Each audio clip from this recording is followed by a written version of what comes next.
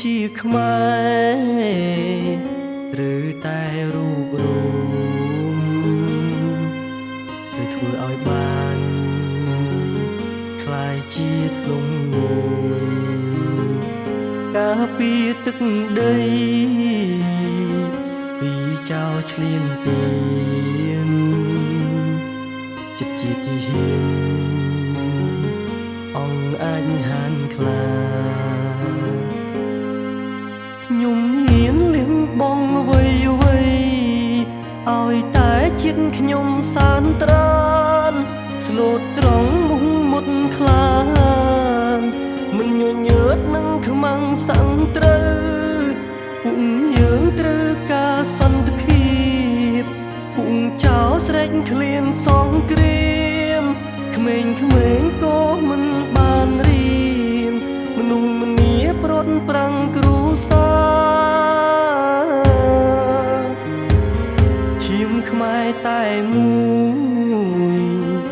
ឬក្រោបឈរឡើងចិត្តយើងរុងរឿងពេលយើងសាមគ្គីការពារទឹកដី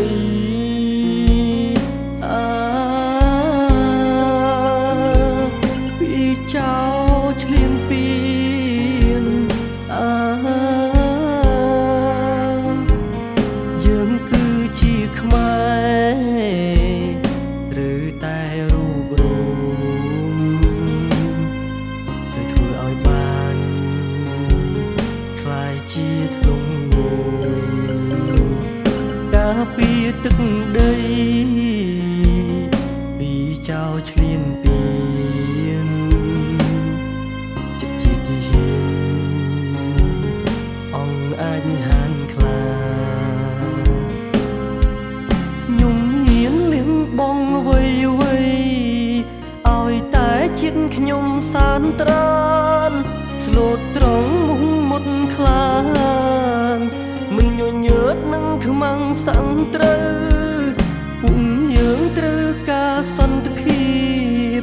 ពួកចោលស្រែកឃ្លានសងគ្រាមក្មេងៗក៏មិនបានរៀ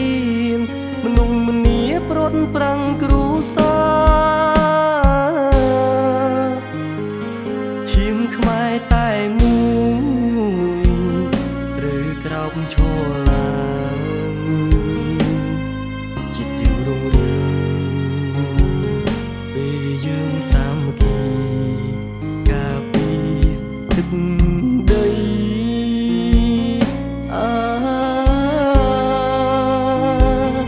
ការពារជាតិយើងពីចោរឈ្លានពានយើងជាខ្មែរយើងឈាមតែមួយ